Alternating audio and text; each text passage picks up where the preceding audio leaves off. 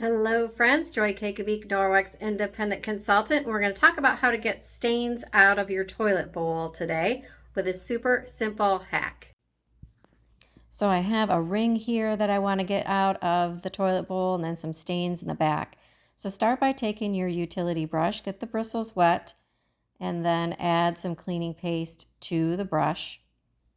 The paste is so handy, it can be used for cleaning showers, stovetops, ovens, all kinds of things around your house.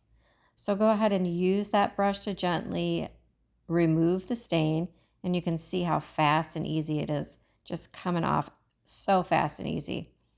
Then you can use the brush to get those stains in the back of the toilet as well.